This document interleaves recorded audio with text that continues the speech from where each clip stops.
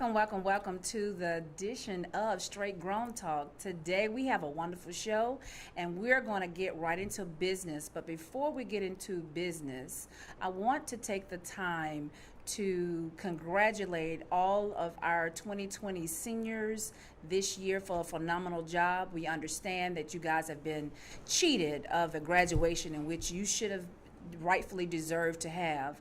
I am very, very proud of you guys, and hopefully the school system will make this up to you at some form of fashion. Many school systems are trying to be creative and making you guys some type of way whole.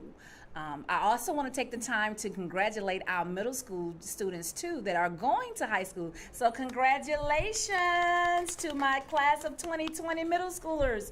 So you're about to go into high school this year. Best luck, wish you well, and look forward for you guys going back to school come this fall. Also, I want to discuss real quickly about make sure you stay safe during this COVID pandemic season.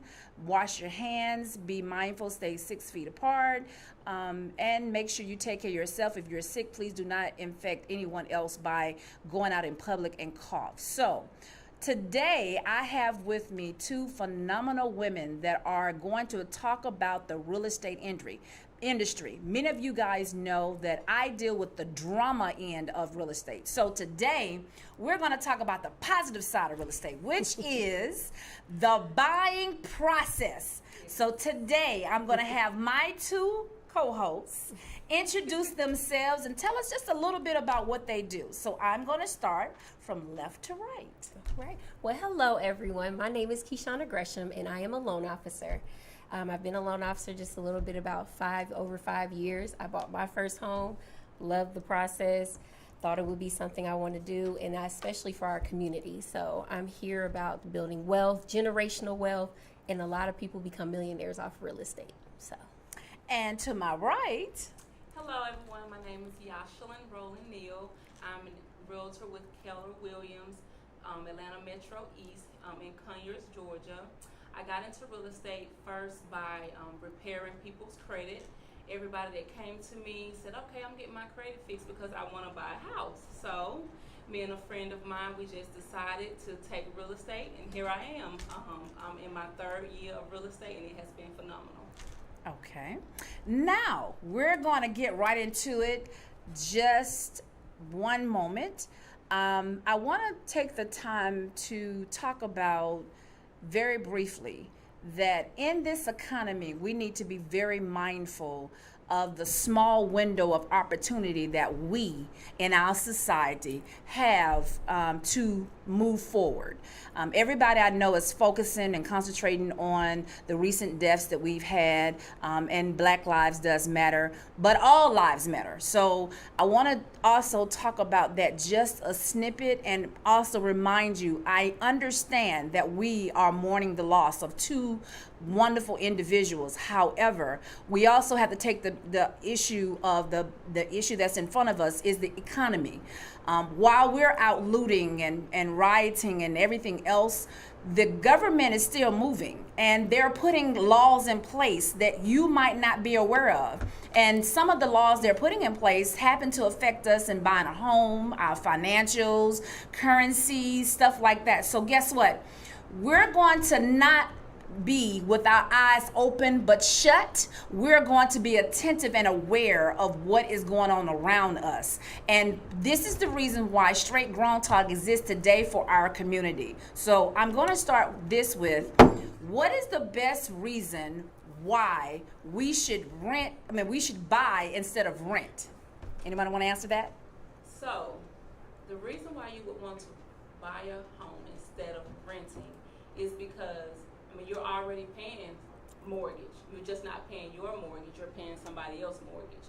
So why help someone pay off their mortgage when you could be paying off your own mortgage, and then you one day in return can become someone's landlord and build wealth off of collecting rent from someone else. Okay, so today I want to talk about the steps of purchasing. What is some of the first steps that everyone needs to know about purchasing in a home? Because everybody seems to think that once I pick an agent The agent does all the work, and that's just not true. So let's educate them, ladies, and tell them what the real deal is. So most people, like she stated, will contact, they're like, I want to purchase a home, so I'm going to contact an agent. When in all actuality, you should actually contact the loan officer, because the agent is going to take you out depending on your budget, but you need to know what your budget is.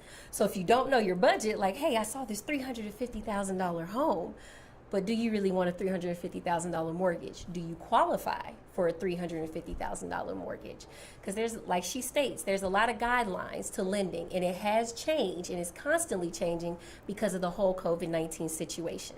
So with that in mind, the best thing to do first, do your research, but it's also good to ask your agent, because most of your agents have built a very strong foundation and relationship.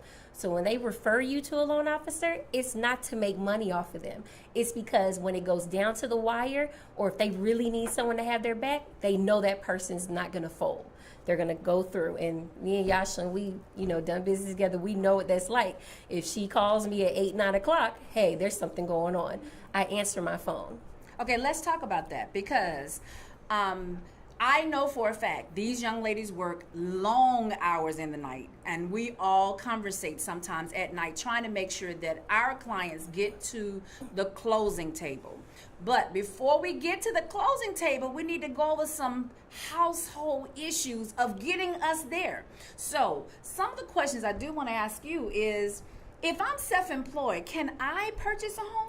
You absolutely can. Self-employment does not mean a death sentence when it comes to purchasing a home. However, you need to be very mindful when it comes to being self-employed. When you file your taxes, it sounds so good to write everything off, but it will hurt you when it's time to purchase a home. Have balance. Yin to yang, you want to have your balance to it. So it's okay, you don't want to owe the IRS $100,000, but you also need to have income as well. Okay. So if I'm hearing you correctly, the first steps that we need to be prepared for when we reach our agent or determine who our agent is going to be, what are those 3 steps? Okay. First, before you reach out to me, make sure you know your credit score. Even if you don't, still reach out to a realtor, because they can help you get you there, or they'll just send you over to the loan officer so that they can tell you what your scores are. But these are the things that you are going to need before you are pre-approved. You're going to need, it used to be a 580 or higher. Now the minimum score is a 620. Some mortgage lenders will do a 580, but you're going to end up paying for that low credit score. So I would say at least try to get up to a 620 to get a better number when it comes to what you have to take to closing. The next thing you would want to have are your tax returns. So you would need your 2019 and 18 tax return. They need the W-2 and the tax returns. They need both. If you do not have both, you can go to the IRS website, register for you an account, and pull your transcripts and hand those over to the loan officer.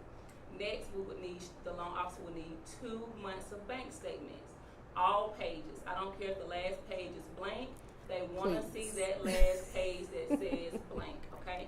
They want to see a month of check stubs.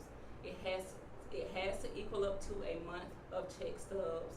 And if you're going to draw from your 401k, print out that statement so that the loan officer can see if you're going to be withdrawing from that account, that you have the funds in that account in order to draw from. Okay, so now you're basically saying we need to make sure our taxes, we need to make sure that we have income, we need to make sure we have our money in place. So what is the next step that we need? Once you have all that in place, you're going to give it to me, the loan officer, and I'm going to determine from your credit profile. You'll fill out an application for me that helps me determine your credit profile. All those documents she states helps me determine your income profile.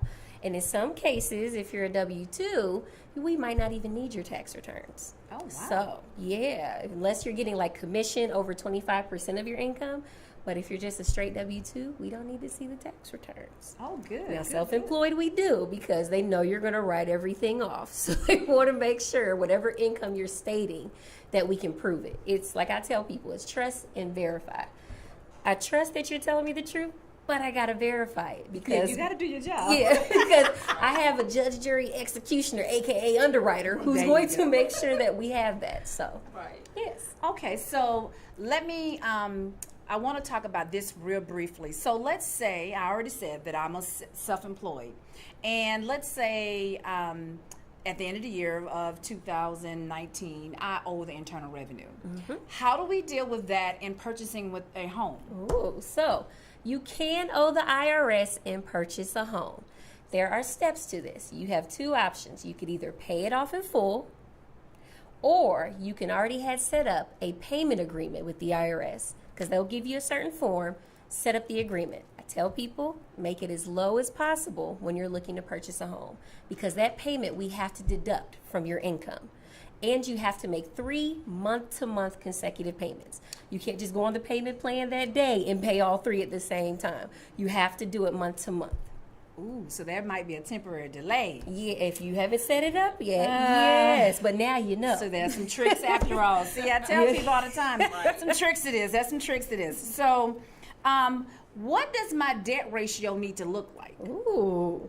So, the ideal debt to income, I tell people, for all boards is 41 to 45%. The reason I state that is because if we have anything that you didn't tell me about, we have a little wiggle room just in case. Not saying that you would lie to me because I know you wouldn't do that. But you might not have thought something was important. And hence, if you're at the top and we blow on it, it could blow the whole thing up and you can not qualify anymore. Wow. So 41 to 45% is a pretty good place. You're going to put yourself in a good bucket when it comes to interest rate, and also the higher your credit score, the Okay. better interest rate. So, is that top heavy or bottom heavy? Because a lot of people don't understand what I mean by that. Top heavy for is utilities, and bottom heavy is for is. Okay, so can you go into detail? And Yes. I'm sorry if I'm jumping ahead, and she's going to explain what I mean. Yes. So there's 2 different ratios that we look at. We look at something called a housing ratio and then your debt to income. The housing is just your gross income with this proposed mortgage you're taking on. That's what you'll hear somebody say, the front end ratio. Then debt to income is your back end ratio. That is that proposed mortgage you're taking on plus all your monthly credit liabilities. So example, your car note, your credit cards, any installments, loan agreements. Now, utilities are not included, rent is not included, because if you qualify, you're not going to have that rent anymore. And utilities, that's not something, luckily, for people that they're going to qualify you on. They're looking more on your credit report. And if you're having any type of child support, anything that you're paying on, even on your payroll or pay stubs, if you're buying equipment and you're paying that back, that's something we look at as well. What about, I just purchased let's say some furniture to go in the new house that I haven't even gotten yet. But it's on a 90 days same as cash. I know that's a no-no, but I'm just using a scenario. But it's on a 90 days same as cash. Will that count against me? They have it on your credit? Absolutely. Oh, wow. Yeah. Even though I pay it off before I go to closing. Now, if you pay it off before you go to closing, not only do we have to show proof, we're going to not only have to show proof that you paid it off, we're going to have to show the proof where those funds came from. Okay. So we have to track the money. So let's talk about this wonderful stimulus money. Can I use some of that to go toward my down payment? You can. Okay. Now, it can't be used for income, but yes. It Good. can be used as far as like Your your down funds. payment, your funds to close. Yes. Okay. So, ladies, let's talk about a little child support. Let's say, hypothetically, the person came to you that didn't make quite enough income, but they happen to remember they have child support that come to them every month. That's not deposit directly into their bank account every month. They get it hand in hand. So how does that work? That one's a little tricky, but we can still track it. If you're getting it the same time every month, please put it in your account. Do not just take the cash in hand and not put it in there. Like I said, we have to have a track record. We have to have an agreement that you guys have wrote together. Plus, we look at 12 months of this agreement coming into your bank statement. So we're going to look every month. If you're getting $350 from the other parent, We're going to look every month to see if you're having a 350. So does that mean that if I'm doing that, you need more than just 2 months of bank statements? Oh, wow. Okay. Okay. Okay. Yeah. Okay. We're going to need a little more paperwork. Yeah, that means the folks are in my business, Yes, and I'm not right. trying to do that. No. Right. So, ladies, make sure that you are depositing your money every month so that there is some type of accountability on both parts. And also, this helps you out if you have to go to child support court. You can prove if it's been coming in or not, and if it hasn't, guess what?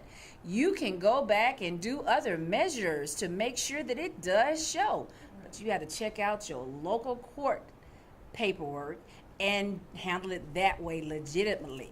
So with that being said, Zelle and Cash App. Yeah, that was what I was going to say. Just have them Zelle or Cash App to it because it'll show on your bank statement. oh wow. Boom. Wow. And guess what? Zelle and Cash App has a feature on it that allows you to have some type of printout Yeah, a so basic- that you can show accountability as well. So yes. But do you guys use that as far as verification of income? Because Yep. again, that was income that came in. Yes, if we can prove it, yes, we can use it as income. Okay. Now, a lot of people have the misconception that there's a large range of programs for down payment assistance. I definitely want to clear that up today. You see my face expression. We both had the face like, hey. Okay. Oh, you So, first, Yoshalyn. let me, before you answer that question, understand that we're in a pandemic. So a lot of the funds that that you normally would have in order to be able to put your down payment is not available because the government is trying to help everyday citizens put their things together back in line. So we're trying to get stimulus checks, they're trying to do all those wonderful things. So the funding is coming from somewhere. They're not too much focusing on making sure this pot over here is filled to the capacity in which it should be to help people that are trying to get home. So let's answer the question at this point. Okay, so I did have one client. She wanted to hear from Georgia Dream themselves. So she reached out to them, called. Hold on, what is Georgia Dreams? Georgia Dream is a down payment assistance program. Okay, so the down payment assistance programs are still available. The thing is, lenders have suspended using down payment assistance programs. Kishona, do you want to explain why? Yes, the reason is because with the whole COVID-19 situation, I have unfortunately seen people who closed on their loan and got laid off right after, or even before their first payment, or even after. And there's so much more to the loan after it closes.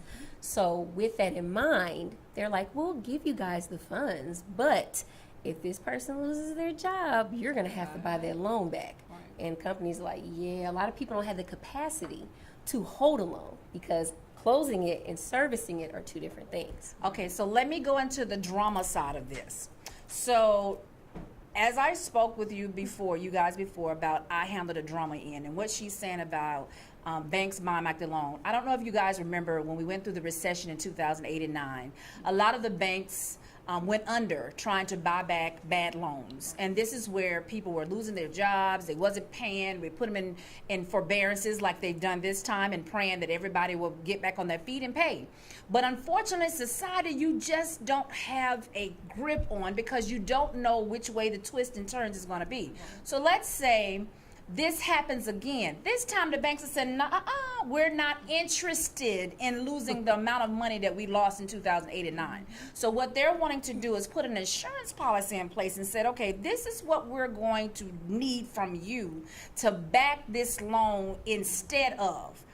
Because they want to be guaranteed their fundings. And also the investors that are investing in the loan. So understand, banks have investors that invest in the mortgage itself. The paper that they're selling to the investor comes from the loan that you're buying, which is your house, which is backed by the property. So that means that the house itself that you're buying is backed by a note, which is secured by a bank and or a investor. So they want to make sure they get their money back this time. They don't want to be in the predicament where they just do not receive their funds. And they're praying this time, even with all the large forbearances and Very happy that they were giving them out. But understand, at the end of the 4 to 5 months, they're going to want every penny to the T of the money that they did not receive during this pandemic back. Right. So my next thing to you is, should I look for a mortgage lender, or should the realtor look for a mortgage lender? So when contacting a realtor, if you're already pre-approved and you already have your lender, that's fine. But majority of the time when you contact a realtor, we have preferred lenders that we work closely with. We know how they work. We know what they need, and the relationship is there. And I know that lender is going to do everything, going to fight, going to go back and forth with the underwriter if needed. So you want to make sure that lender is going to have your back when something gets hard. Because I know some lenders that, okay, if something comes up, they leave it to you to figure out. Come get back with me when you figure this issue out. But the ones that I have on my team, especially Kishana, we figure it out. We stay up 2, 3 o'clock in the morning trying to figure out how can we get this to close. Mm-hmm. And I don't think a lot of people understand how hard we fight and work for our clients when you're at home sleep, probably not worried. But we are, because our goal is to get you to the closing table so you can achieve the American dream of becoming a home. And listen to what she said, the American dream. Most people in the U.S. want to have some type of ownership. And believe me, if you have a, excuse my French, damn good realtor, she will go whole 9 yards for you in regards to making sure you get the end results in which you want, which is your home. Yes. And these two teams join together and make it happen. And I want to address something, because I get people inbox me on my social media sites, and they're looking for these programs. And some people think you can buy a house with no money. So there has been only one person in my almost 3 years of being a real estate agent, and she used her VA loan. So with that being said, the only way I see possible of you going to the table with nothing is a VA loan and a USDA loan, and that's only if the seller pays all of closing costs. And even still, you're going to have to come to the table with something, because you have to have earnest money. You have to have money for home inspection. You have to have money for an appraisal. And just to give you a peace of mind, to make sure that seller did what they said they were supposed to do, you might want to get your home inspector to go back out and check off the list that you sent to the seller to have repaired, to make sure everything was done. Because just because he or she said that they repaired everything, that doesn't mean that they did it, or that it was done the correct way. So you always want to send your home inspector back out just to make sure things were done the correct way. Okay. And the earnest money, because people ask me, well, okay, so what is earnest money? Do I lose this earnest money? The earnest money shows the seller good faith that you as the buyer are going to do everything possible to close on this loan. Okay, so let me stop you just there, because you're going ahead of me. Okay. That was the next question. I'm sorry. That was the next question in which I was going to ask. Okay. But I want to ask it this way. Okay. Where does the earnest money come from? The earnest money comes from the buyer. Okay. And the buyer is me, correct? Correct. Okay. And it has to come out of your account, because the underwriter is going to want to see where that earnest money came from. You can't give them cash. No. Don't do it. No. You can't pull money from that box up on the bed, that safe that you have at home. It needs to go in the account. So if you have money saved at home, it's best, if you plan on purchasing a home, put that money in the bank now. Let it marinate. Hold on. Let me clarify that. Not all at one time, because you will have some internal revenue issues. So make sure that you're not depositing over $9,999 into your account at one time. Start ciphering it in a little bit by a little bit. Again, we need to make sure that we're aware what's going on. So I see a caller is here, so we're going to take this real quick. Thank you for calling Straight Grown Talk. How may I help you? Hello? Oh, they hung up, lost the call. Anyway, you guys, we were going to hold off with doing calls until the end of this session, and we're going to take calls at that particular point in time. The number that you will need to call is strolling at the bottom of the screen. So please watch it and view it and call us toward the end of this session. We want to get all the information out to you. Again, we were talking about depositing money into your account. If you have money that's in a safe that you want to use toward a down payment, or you want to use toward earnest money or you want to use toward inspections or anything else. So that was going to be my next question.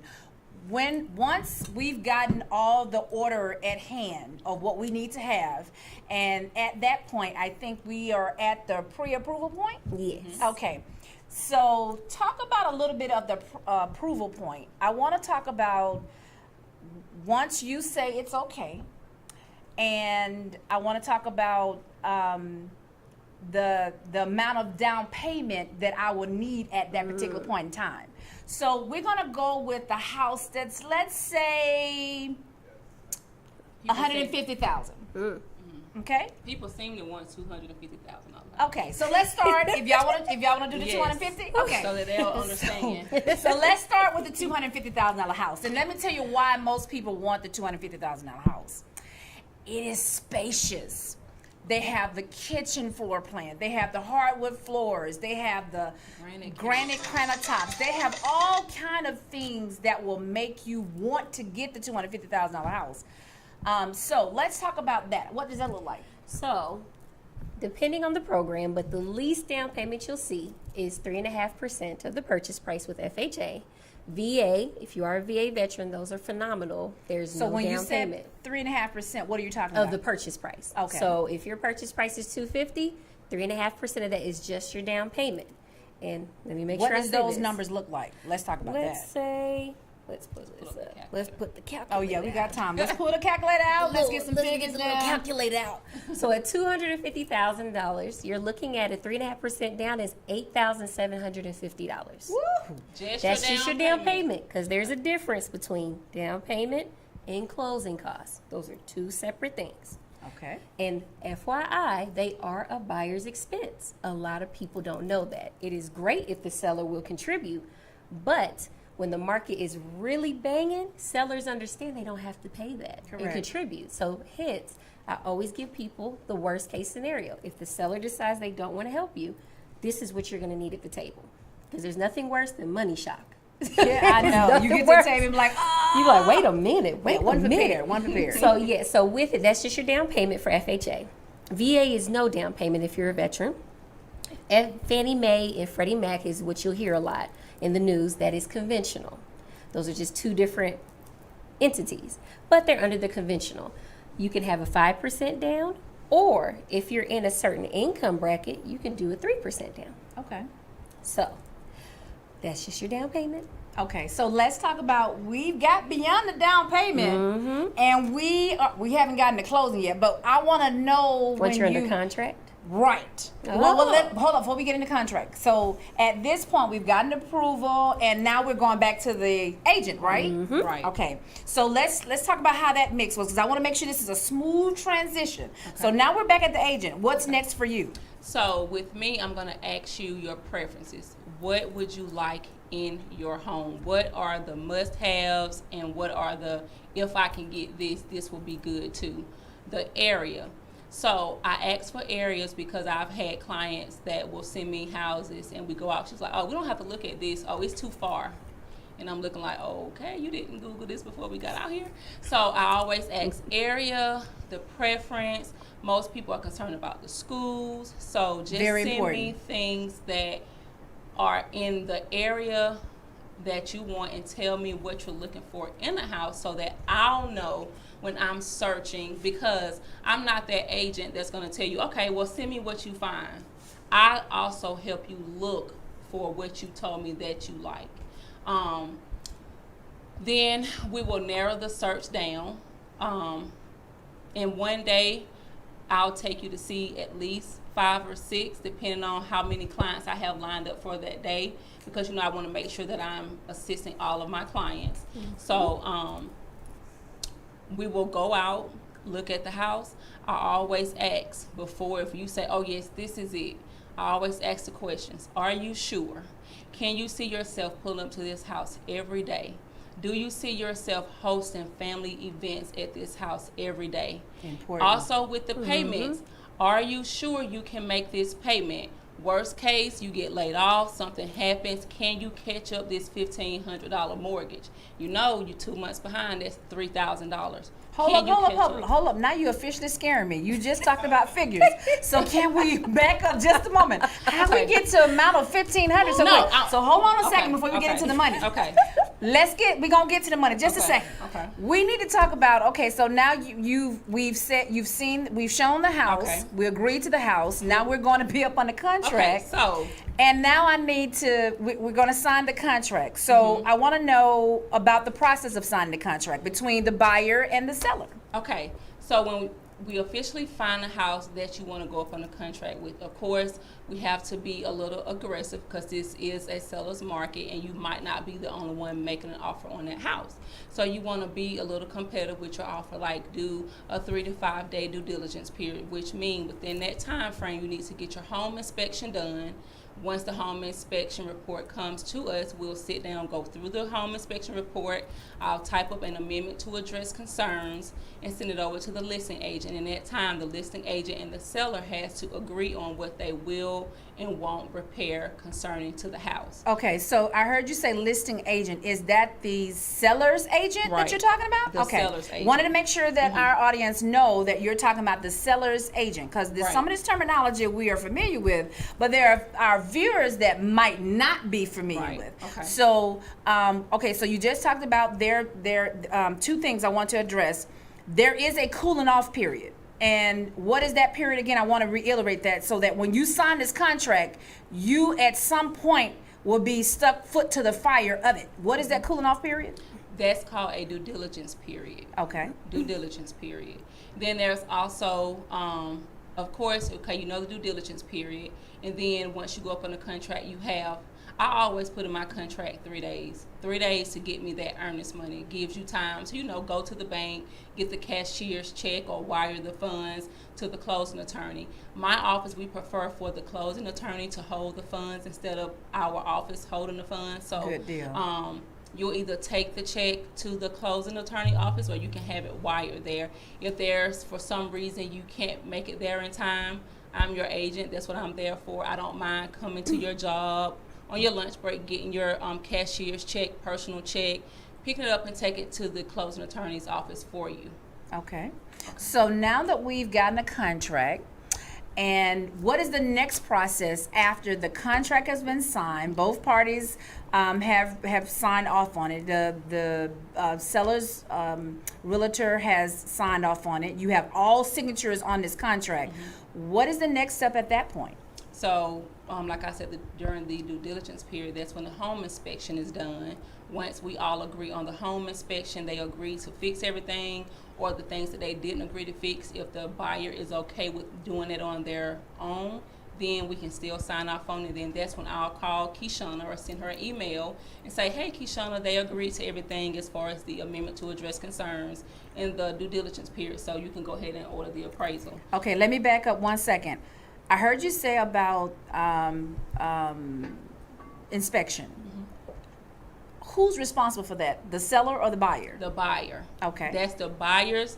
That's your time to do your due diligence to make sure that that house is in good enough shape for you to call it your home and for you to live in for the next however many years you plan on staying in that home. So let me break this down to you. That does include heating and air, HVAC. That does include plumbing issues. That does include roofing. That does include if the home has a jacuzzi in it. It includes everything inside and out of that home. This is the time to address those issues. Right. And another thing that people don't think about, but I had this issue when we purchased our home, septic tank. If there's a septic tank on that property, you need to have it inspected or put it in the amendment to address concerns to see, ask the seller when was the last time this septic tank serviced, and if it hasn't been serviced, to get it serviced. That can be put in the amendment to address concern because I just did it and the seller agreed to have it serviced. Okay. So now we've gotten the contract in place and everything is in order. So now we look like we're going back to the lender. Yeah. And what is our next step with you? Ooh, so what we do after you've been pre-approved, you find your beautiful dream home, you come back to me. Now, my job is to make you look like a angel to the underwriter. And notice she said make you look like an angel. Angel. So Even if you we have could be just a hot mess. But she got to put all this together. So yes. I call myself and I brand myself as the Loan Whisperer. The reason I do that is I want it to look like gold. I look at your situation and make this the most pleasurable, efficient process as possible. Because it's not just that you're buying a home. This is a very big milestone. You need to enjoy it. You need to understand it's an experience. So once you do that, you go under contract. I'm going to do what I need to do. So the underwriter looks at you and says, hey, we don't have any issues. Now we have the full approval with the collateral, which is the property, with your credit and the capacity. They have to make sure that you are good to go. Okay. So now that we've gotten back to the underwriting, we now need to know these wonderful figures that my friend over here told me about was $1,500. So can you elaborate on how we come to the determination of what the dollar figure would be per month? Can you break that down to me? Yes. So what we do, once I have the contract, I'll look at the seller contributed, because that takes from what you're going to bring. I'm going to look at your earnest money. That's subtracted as well from what you needed funds to close. One thing that you're going to pay for up front with us is an appraisal, because we need to make sure that this house is worth what you're purchasing it for. Then once we do all that, we'll start sending you documentation in regards to what your amount you're going to need to bring. And you're going to see it multiple times throughout the process. Okay, so before you talked about down payment, and now we're talking about amounts that's needed for closing. So tell me what those figures look like, and then again, I want to talk about some numbers of how we derive it. Is that the figure for the $250,000 house, the $1,500? So with it, I'll give you so an she's idea. breaking out that calculator again. That means, ladies, she's going to give us some accurate figures. So normally closing costs can range from 3 to 5% of the purchase price. Normally it's around 4. So we'll do 4%. Now, in that closing cost, it does include taxes and The escrow, PMI, escrow, all of that. the attorney that they charge for doing the closing, doing the title work, everything. Closing costs is everything that's not the down payment. So Now understand, you're not getting this house for free. Everybody got their hand out, including the realtors. They have a percentage in this too. So them showing you these houses, it's not for free. Trust and believe. You wearing and tearing on that car and that gas, and trust me, we want to get paid at the end. So we're gonna do what we need to do to get you to the closing table, because again, nothing in this world is for free. We have to get paid. This is not a 501c company. Okay, please understand that. And just know we don't get paid until you close. Correct. Correct. Go ahead. So with it, 4% of $250,000 is $10,000 for your closing costs. So at the table, she initially said $8,000 Just for your down payment. For my down payment. So I need an additional. $10,000 for closing costs if the seller doesn't pay anything. Oh wow! So you're saying I need about approximately $18,000. So about $19,000. Wow. For a $250,000 house, but with your agent, that's when we come in and try to negotiate to get the seller to pay majority of that $10,000 towards that closing cost. So of that $10,000, what I do, I ask my client, okay, how much do you have saved? So you know your $8,750 have to come out of that. So how much of this $10,000 are you willing to pay? So that way I'll know what to ask the seller for in closing costs. Some might say, okay, I can contribute 5, and they contribute 5. Some might say, well, I really don't want to contribute anything. Or some might say, well, I have about 7, and they can contribute 3. Just know the more you're able to contribute toward closing costs yourself, the stronger that offer is, because of course you know the seller is going to go with the offer where they can profit the most money. So of course they're going to go with the buyer that doesn't need a lot of money to close, basically. Okay. So now we know how much the earnest money is, and now we know how much of the the down payment we need, and we're looking at close to $18,000. Almost 19. $19,000. Now let's stretch it. $19,000 to closing. Right. What does these payments look like? So, for a $250,000 home, you're gonna range between $1,400 to $1,600 a month. Okay. Yeah. And Okay. that does include your taxes. Property taxes, and your homeowners insurance, mortgage insurance, which protects the lender, the loan itself, because of what happened That with the PMI, yes. PMI or MIP, depending on your program. And if you have HOA dues. Now, HOA dues aren't made monthly when you close on your deal, because every HOA is different and some houses don't have it. So when you get your mortgage statement, it's going to have everything but your HOA, because the HOA has their own setup. Okay, so let me back up just a second. In order to be able to purchase this $250,000 home, what does my income need to look like? It will depend on the liabilities that you have monthly, because some people don't have a lot of debt, so they could have less income. So give me some roundabout figures. Let's say, let me break the calculator out again. There you go. Let's say, And you know what? I don't think I said how much the earnest money should be. Majority of the time, it's 1% of the sales price. 1% of the sales price. so let's just use an average. If you make $5,000 gross monthly, that, let's say if they take you all the way, let's be nice and say 45%. You have of your income $2,250 to play with between your credit liabilities and qualifying for this $250,000 home. Let's say this payment is $1,600. That means your liabilities can't be more than $650 to qualify. Oh, wow. Oh, wow. Okay, so break that down structurally one more time, because that's essential for our audience to know that what they're doing in regards to purchasing a home. So I tell my clients, your income and your debts is going to affect you. Keep your debts low. And if you have a lot of debt starting, don't fret or worry. Start paying them off if you know you want to purchase. I say give yourself about a year if you're thinking about it, because emotionally, physically, and mentally, it is a process. It is. It is. So- And very draining, trust me. Yes. So even with the great experience, it's still going to be a lot. So with that, put all your bills out there. Look at them and look at your income. And I could even send information of how to do your own debt to income ratio. Good. We will have it listed on Straight Grown Talk community page. So if you have not joined, please join Straight Grown Talk community, and I would be more than happy to have that information so you can prepare yourself. But I want to get into what is the amount yearly, because a lot of people don't understand the language in which you're talking about. So do I need to make $50,000, $60,000, $70,000? Around 60. Thank you. That's what I was trying to get at. I was trying to Yeah. get at what is the figure to get this Yeah. $250,000 home that I need to have. If you have low debts, Correct. 60. Now, if you have more debts, you need to be prepared to have more money. Right. Yeah. Again, so I'm gonna break it down to the average person nowadays. They want between the $150,000 and the $200,000 a house. What does that range look like?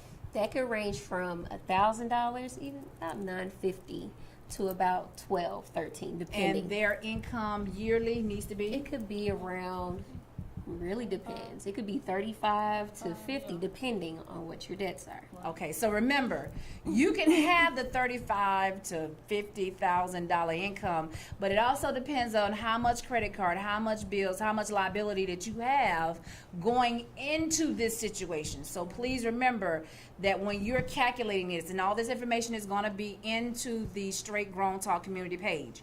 When you're calculating your figures, you have to take in consideration of what they told you. Front end debt and back end debt. 41 to 45%. Your debt ratio has to line up together. So yeah. And I will say this. If you are planning on purchasing a house, don't go out and get a car. Oh no. Don't go get a car. I've had clients that even take out a loan to help with their down payment. You cannot do that because it hurts your debt to income ratio, and then that could decrease the amount that you're pre-approved for, because they have to now add that debt from that loan into your debt to income ratio. So please, please, please do not go out and get new debt. Don't go get a loan. Don't go get a car. Don't co-sign. Please anything. don't. Please don't. Do not for co-sign. anybody. Yes, Don't. yes, Please. yes. I've seen too many people, unfortunately, take care of their stuff, and because they co-signed for so many people, they couldn't qualify. Oh, wow. Because it remembers you're still a liability. Even though you're a co-signer, that means you took the debt responsibility of that other person. So Right. please remember that. But we do, because we have one right now. If you do co-sign for someone on something, and we can prove the last 12 months they have made the payments out of their account where you're nowhere on it, we can take that liability from you. Oh, wow. That's a wonderful thing to But it know. lot of has people to be don't tell them 12 that. months. Please, Has to be 12 months. payments. Because if they see 11, they're going to count the debt. Right. Okay, so this question is geared to you. Ooh. As you know, we're in a pandemic, the COVID-19. And a lot of people are not at the position where they can pay because the company has not opened back up. What are you guys putting in place, or do you have anything in place for their process to complete? So let's say they was in the interim of the process. Okay. And when we closed down in March and April, everything was shut down. Right. What are you guys doing for that particular situation? Because Did they go back to work? unfortunately, at this point, yes, because we're now Okay, opening okay. back up. Okay. But there's a month and a half of income that's missing. How are you guys handling that? So, like I said, every day it changes, and recently they just updated. If you go back to work, we have to see you back to work, a pay stub, and I'll tell you guys, realistically, you want to see at least 30 days. They might see one, which is good, but just to be a little wiggle room. But they need to see it at your full pay. If that pay stub says anything about COVID or pandemic pay, it has to show your hourly pay, your full hours work in order for them to use it. But they will allow it. They understand that people were going through hard economic times, so they don't want to penalize you as if you didn't have those 2 months, but you're back to work now. Good, good, So, good. yes. Because I do know that does affect your bottom line as well. Mm-hmm. Once you're clear to close, what can I expect? Ooh, because that's a process too. Yes, it is. I guess I'll talk on that one, huh? Okay. Yep. So, as great as it is when you get cleared to close, it is still a process after that.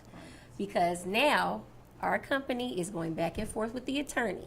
So, to piggyback on when they do a contract, a lot of them use attorneys that they have relationships with. Because I cannot tell y'all how many times I have to deal with attorneys who don't cooperate at all and even extended the closing because of just their own rules that people So don't this know about. actually comes to my next question about closing nightmares. So you're kind of wrapping it all together. So keep continuing. Ooh, so with it, we have to get the package together. The package is all your terms that you signed and approved. We have to give it to the attorney. And then me, the lender, and the attorney are going to go back and forth to make sure we're lined up. Everything has to look good because once you sign that paperwork, you are responsible. So we have to make sure that everything's in order. We go back and forth. You usually want to have at least 48 hours.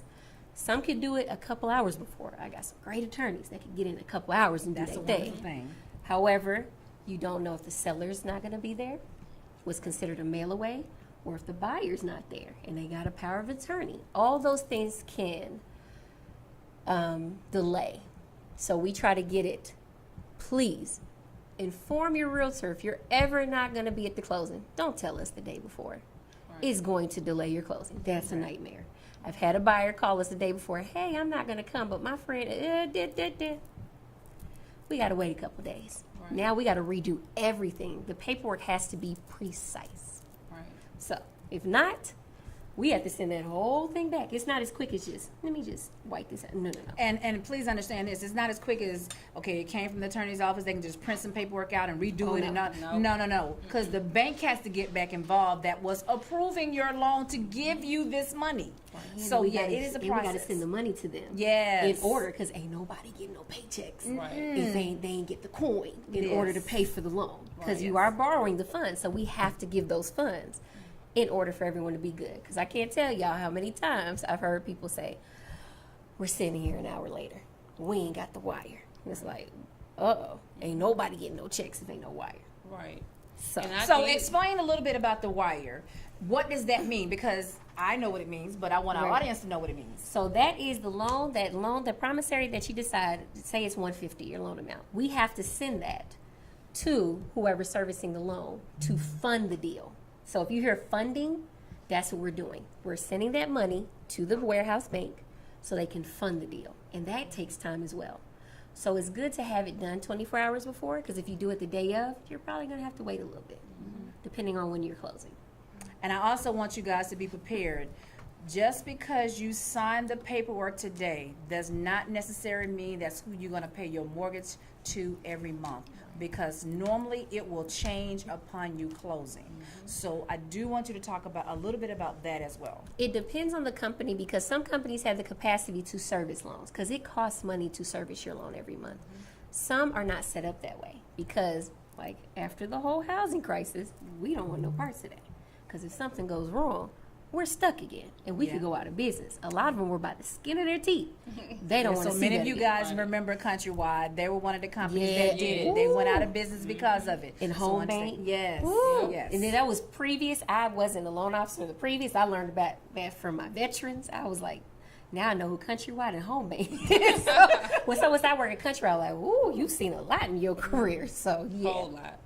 Okay, so now we've gotten to the point where we're at the point of having you to come to the attorney's office to sign, but now it's back to the real estate agent. So what's our next step?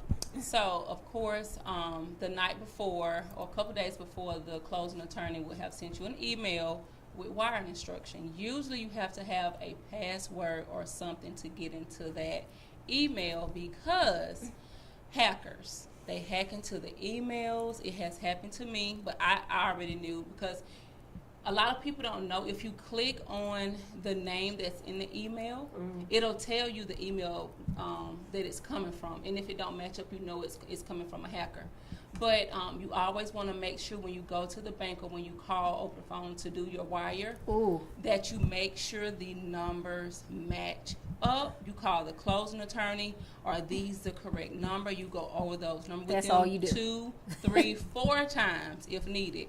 Make sure those numbers match up. Once you verify with that closing attorney, you call your bank, or you go to your bank and say, here's the paperwork with the routing number, the account number, who it needs to be made out to wire my funds to close. To piggyback off of that, do not accept any wiring funds in the email form.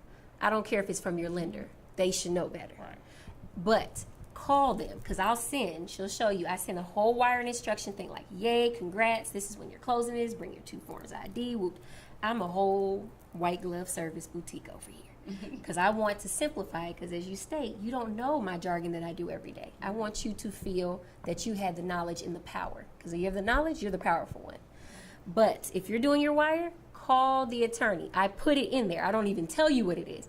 Call the attorney to get your wiring instructions, because unfortunately I've seen, luckily it hasn't happened to any of my customers, praise God, but I have seen where they've gotten the email instructions and the attorney never got it. Right. Oh, wow. I heard of someone $100,000 And it's just Gone. gone. And you can't close unless you have another $100,000 sitting somewhere. It's not the Oh, attorney's wow. responsibility. The lender's not going to take responsibility, so now you just don't have a house. And I don't want anyone to feel that heartbreak. I know it's one extra step, but it can save you. Yes, yes, Call. yes. Please. Okay, so now we have gotten the funds in place. Mm-hmm. And all the paperwork is at the table. And now the attorney, maybe you and the client is at the table I to go. sign. And now we need to know what is the final steps. And we're going to start wrapping this up. The final steps, like I said, is to make sure your funds are wired to the closing attorney. You're going to be to the closing attorney on time and have your ID. Do your wire the day before, Yeah, just in wire case, the day especially before. with COVID. Mhm. Do your wire the day before. Have your ID. Come there, and because of COVID-19, they're really not allowing the agents to be there. Or the some lenders. will, some They don't like us at all. won't. They won't allow us at all. And then like the extra family members, they are just not doing that now. Also, at the closing table with the seller there, you want to get the Extra information keys. for the electricity, the water, cable. Of course, you're going to get the keys, a garage door opener, even though you're going to change your locks once you get in the house anyway, because you just never know if that seller has extra key somewhere to decide, okay, I'm just going to go pay them a visit. So you always want to change your locks. And then at that time, I give all of my clients great closing gifts. So that's when you will receive your closing gift at the closing table. And just because you have gotten your keys, you're done, you are a new homeowner, that does not mean that I cut the cord and I don't want to talk to you no more. I'm still always available for my clients. All of my previous clients will tell you if they call me, I'm still there for them. Okay. I'm your lender for life. I ain't going nowhere. So there you have it. We have the process from beginning all the way to the end of your buying process for real estate. I hope this session was a phenomenal experience for you guys to hear how the agent and the lender work hand in hand. Before they leave, I do want them to give their information out. And then I'm going to come back to you because I also want to talk about a very important sponsor that happens to be in the building. So let's talk about how they can reach you. All right. You can email me at realestatewith, and with is spelled out, Yoshalyn, YOSHALYN, at yahoo.com. Facebook, Yoshalyn Rowland-Neal. My business page, Yoshalyn Rowland-Neal Realtor. And Instagram is Real Estate with Yoshalyn. My cell phone, 706-347-4183. It will be my pleasure to help you. Even with credit issues, give me a call. I will coach you through that as well. And trust me, she will. She will. And she her follow-up game strong. Yes, Strong. Yes. And with me, you can But reach but let me say this, because she does get an overwhelming amount of phone calls, please give her a moment. She will return your call, so just please give her a moment. Next, how we can reach you. Yes. So my email address is my first name, Kyshona, KYSHONA, period, Gresham, at GRARATE.com. My cell phone number, which as y'all can see is with me all the time, I'm conjoined at the hip by it, 404-857-7953. I am on Instagram as Kyshona Gresham, and I put all types of information on there. There's always something there for you. And Facebook is Kyshona Gresham as well. All righty. There you have it. I am your host, Laquel Farley. You can reach me at Straight Grown Talk, at Straight GT, Facebook, Instagram, it's all the same. Or you can email me at straightgt@usa.com. Yes, I do support USA. I do thank everyone that has joined, as well as my co-hosts. Thank you for having us. Thank you. And also, I'm going to slip a little nugget in here. Today we have a young lady that I promise you I couldn't do my social media without her. Her name is Candy Martin. This is her magazine, Entertainment Corner. Phenomenal magazine. Pick it up. Call me, call her. Find it. Her name is on social media. Candy Entertainment is the business that she is in. And trust me, you will love her to pieces. She handles all those wonderful posts you see on my Facebook page, on For Straight Grown Talk. I don't handle any of that, but I want to give her kudos for not only showing up today, but to also thank her for all the hard work that she's done for Straight Grown Talk over the past year. So I'm very grateful and thankful for you. Thank you. There you go, ladies and gentlemen. You have had a wonderful day with us on Straight Grown Talk, and we will see you soon and look forward to all the love, peace, and joy that everything offers. Remember, do not let dream killers kill your dreams. Again, remember, do not let dream killers kill your dream. I am your host, Laquel Farley. Love you. Kipland Real Estate Consultants and Advisors is a different type of real estate brokerage firm. From our educational materials and workshops to our expertise in handling complicated real estate matters such as foreclosure, short sales, probate, divorce, and other stressful issues, we are the innovators in the real estate industry, offering specialized services.